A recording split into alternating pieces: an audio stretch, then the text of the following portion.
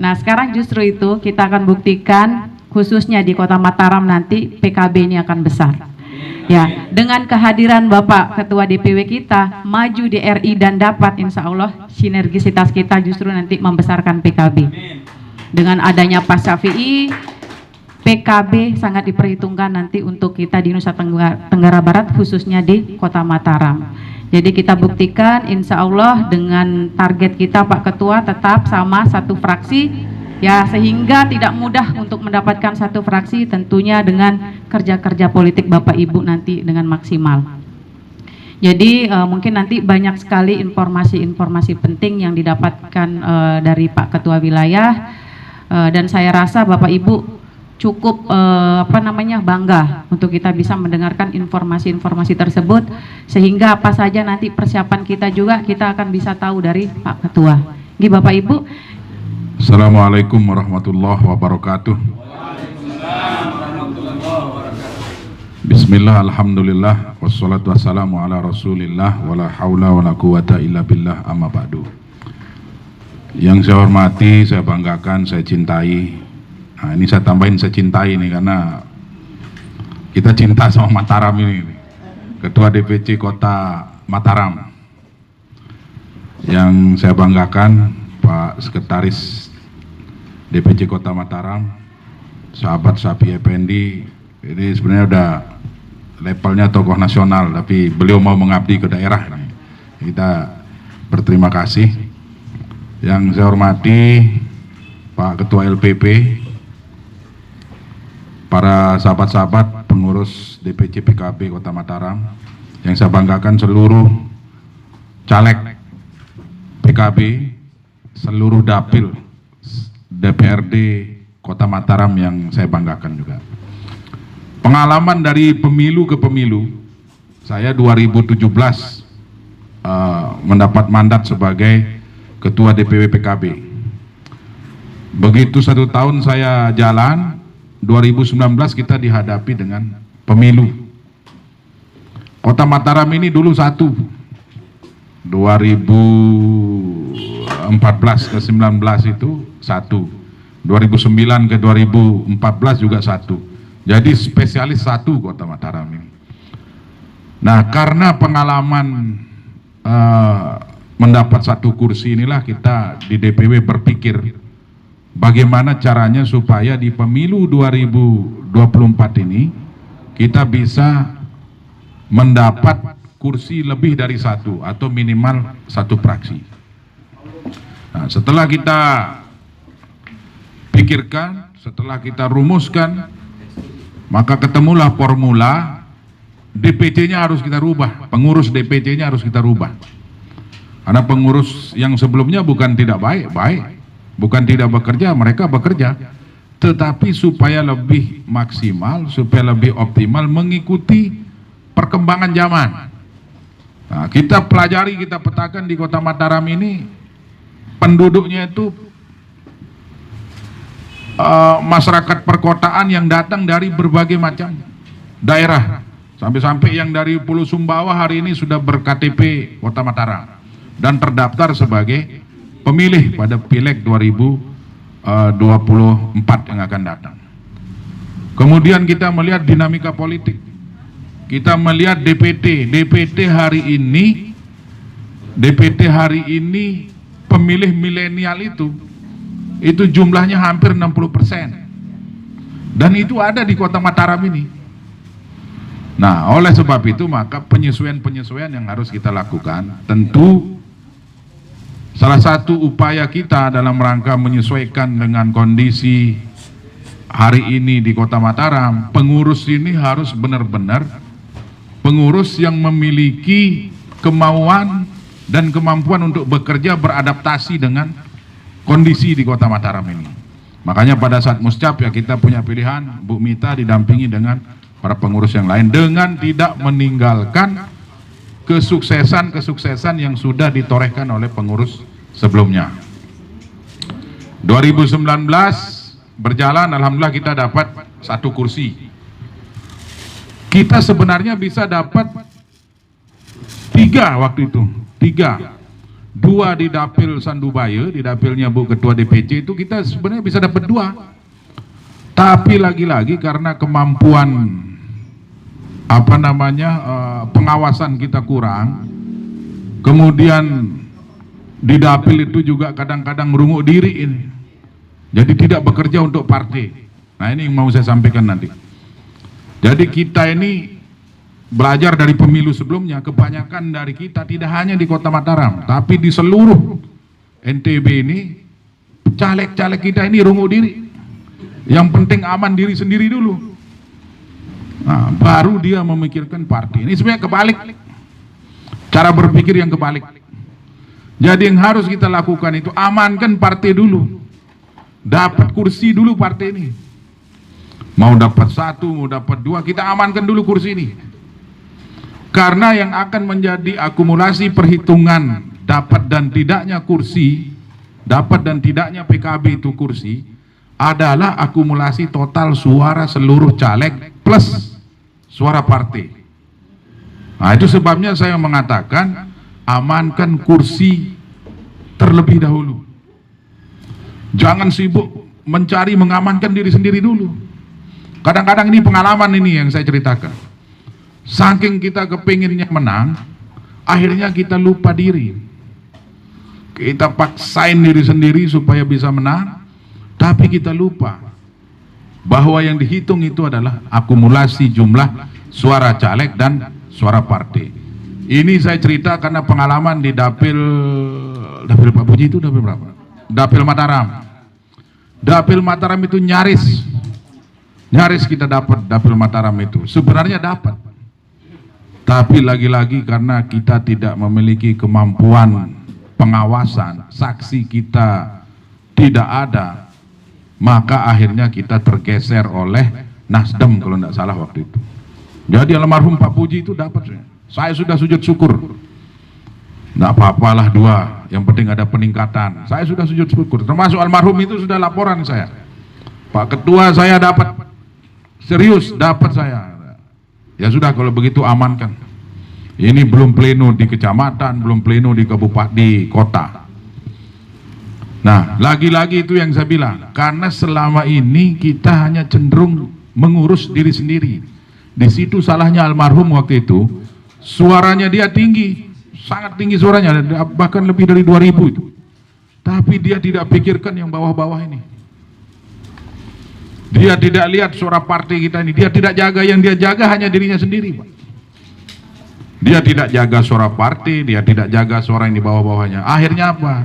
Dicurilah yang di bawah-bawah ini, dipindahkan ke partai lain. Karena apa? Kita tidak punya saksi. Nah, ini salah satu pengalaman yang salah yang harus kita perbaiki.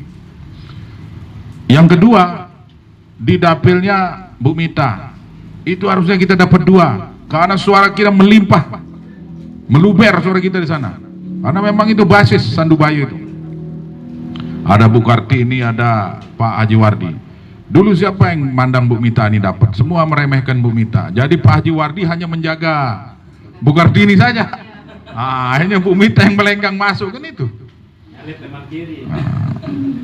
Itu yang terjadi. Suara kita itu sebenarnya bisa memperoleh 2 kursi. Tapi lagi-lagi Pak, kita tidak punya saksi.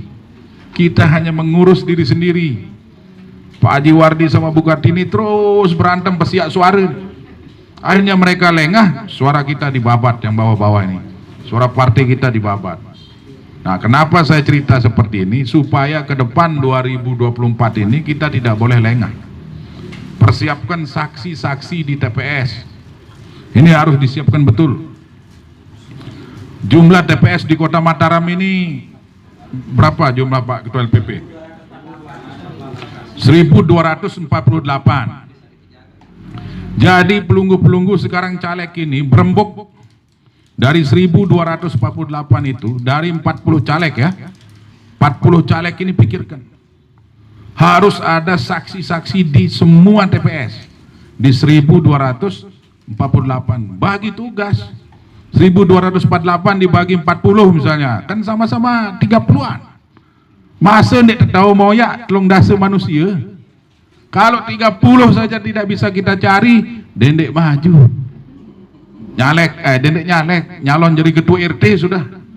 Ya mohon maaf ini. Saya harus bicara keras. Karena ini pengalaman, Pak. Kita kalah itu karena tidak punya saksi. Kita dicurangi, kita diambil suaranya karena kita tidak punya saksi. Ketika kita sudah tahu diambil suara kita, buktinya mana, kata Bawaslu? Mana buktinya suara Anda diambil? Ya karena tidak punya saksi, kita tidak punya bukti, Pak. Walaupun C1 yang kita pegang ada. Nah itu contoh di Kota Mataram. Contoh di dapil 7 Lombok Tengah. Suara saya itu hilang 1475. Jadi bukan kaleng-kaleng itu, 1475. Itu manusia, Pak. Jadi C1 yang saya pegang sangat jauh berbeda ketika diplenokan. Nah ini pengalaman. Kenapa bisa hilang seperti itu? Karena saya tidak punya saksi di TPS-TPS. Jadi peran saksi ini penting. Satu, menjaga suara kita. Saksi ini kita juga bisa gunakan untuk menggeroh pemilih.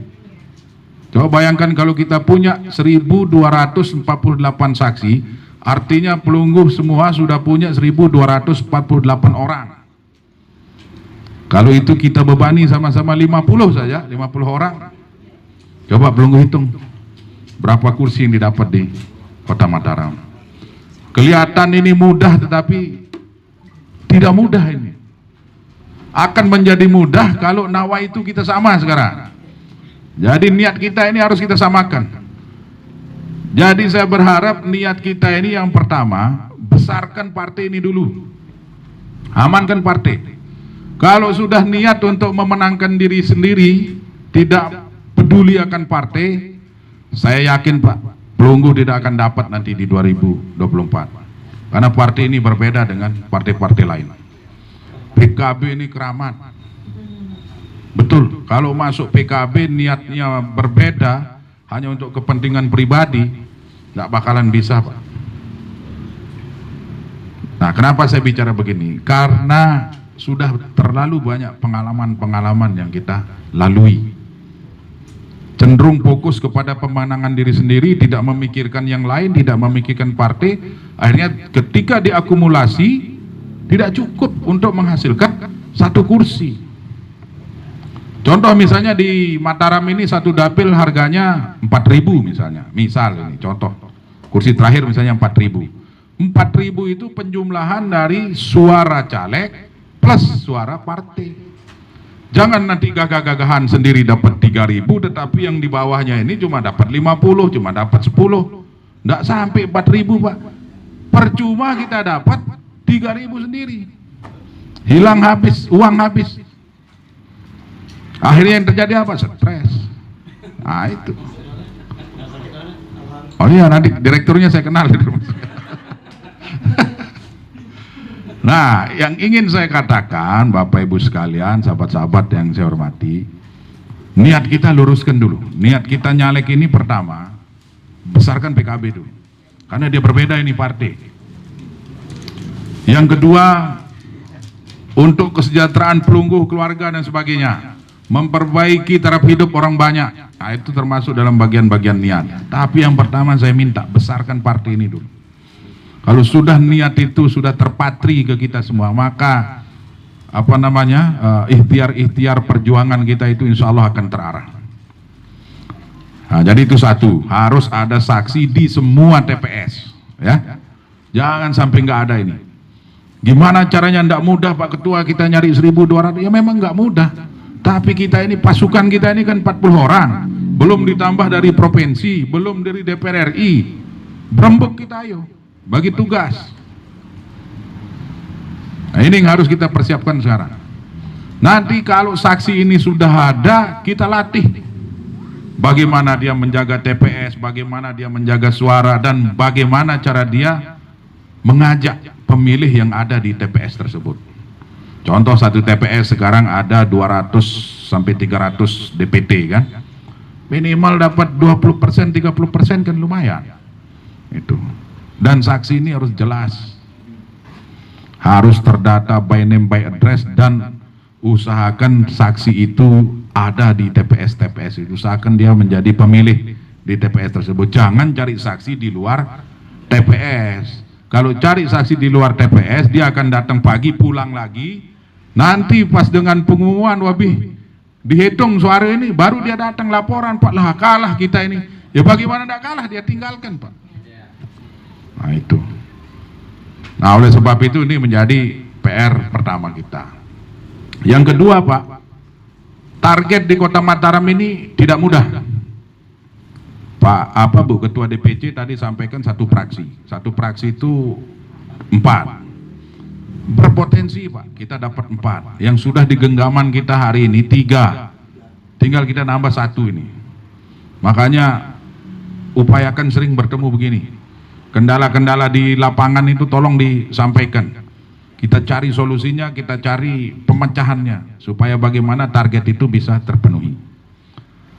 Jangan pernah takut bersaing dalam satu dapil. Nah ini, kalau sudah takut bersaing, jangan maju. Daripada stres mikirin, wah ini pasang bendera itu ndek mana, ini pasang baliho itu ndek mana.